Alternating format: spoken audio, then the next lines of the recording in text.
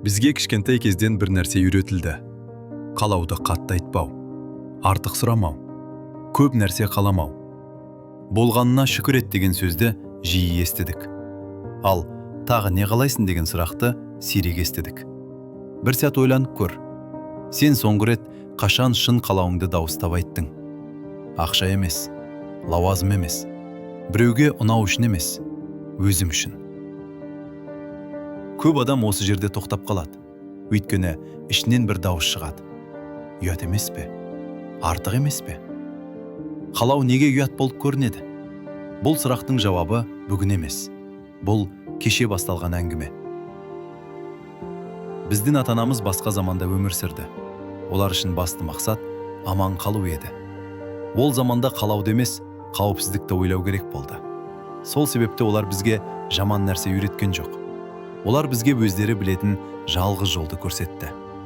Бірақ сол жолда бір нәрсе жоғалды. Қалау. Қалау қауіпті, кейде еркелік сияқты болып көрінді. Біз өстік, бірақ қалауды іште қалдырдық. Мектепте бізге не үйретілді? Есеп шығаруды, ережеге бағынуды, дұрыс жауапты табуды. Бірақ бізге ешкім «Сен нені қалайсың? Сенің ішіңде не бар? Сен өз өмірінде қалай елестетесің?» деп сұрамады.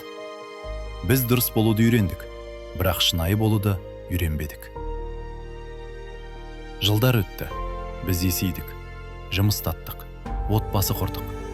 Ал қалау, ол бір жерде ішімізде тұншығып қалды. Сондықтан қазір ересек адам болып тұрғанда қалау айтсақ ұят сезіледі. Өйткені біз оны ешқашан жаттықтырмадық. Бұл жерде қалау эмоция емес, импульс емес, бәрін қазір өзгертуге деген құмарлық емес. Бұл тақырыпта қалау деген адамның өзіне адал ішкі бағыты. Қалау, мен осылай өмір сүргім келеді деген тыныш анықтық.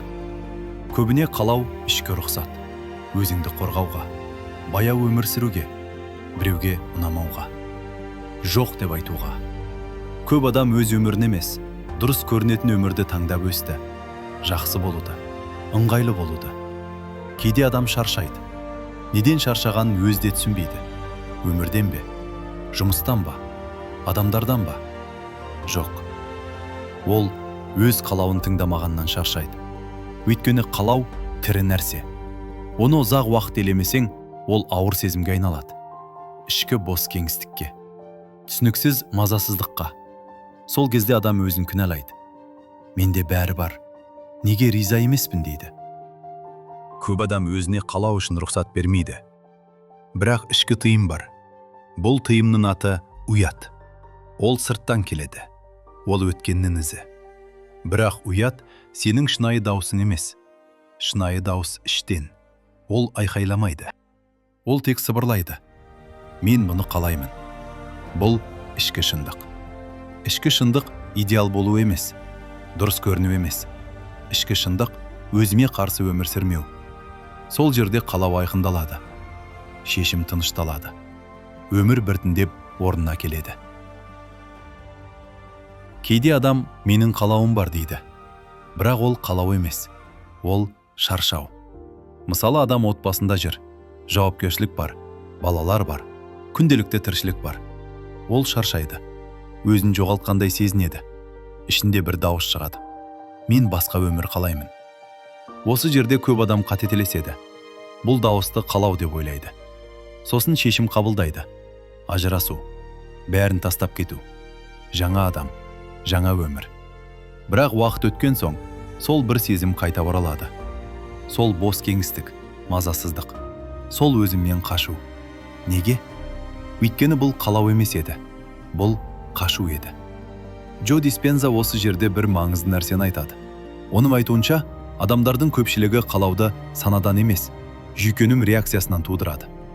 Егер адам ұзақ уақыт шаршауда, қысымда, реніште өмір сүрсе, сол күй ми үшін таныс болып қалады. Сонда ми өзгерісте емес, сол сезіммен құтылуды қалайды. Диспенза мұндай қалауды шынайы қалау деп есептемейді. Егер қалау ашудан шықса, реніштен туса, бір нәрседен қашу үшін пайда болса, ол өткеннің дауысы. Сондықтан ол адамға бірден шешім қабылдауды емес, алдымен ішкі күйді тыныштандыруды ұсынады. Жүйке тынышталмайынша адам өз қалауын анық көре алмайды. Көп адам қалау десе еркіндікті елестетеді. Ал шын мәнінде қалау жауапкершілікпен бірге келеді. Шынайы қалау тек мен қалаймын деп айтумен шектелмейді. Ол мен соның салдарына дайынмын ба деген сұрақты да қамтиды. Сонда адам қате жасамайды. Өз өмірін күйдіріп алмайды. Адам өзіне адал бола бастайды. Мүмкін сен қазір үлкен шешімге дайын емессің. Мүмкін бәрін өзгертуге қорқасың. Бұл қалыпты. Бірақ өзіме мына сұрақты қоюға болады. Егер ұят болмаса, мен не қалар едім? Жауапты ешкімге айтудың қажеті жоқ. Жазудың да қажеті жоқ. Тек мойында. Өйткені қалау мойындалған жерде адам тыныстай бастайды. Бұл жол айқаймен басталмайды. Бұл жол бір ішкі рұқсаттан басталады. Бұл видео бәрін таста демейді. Бұл видео алдымен ішіме қара дейді. Өйткені қадам іштен басталмаса, сыртта бәрі шатасады.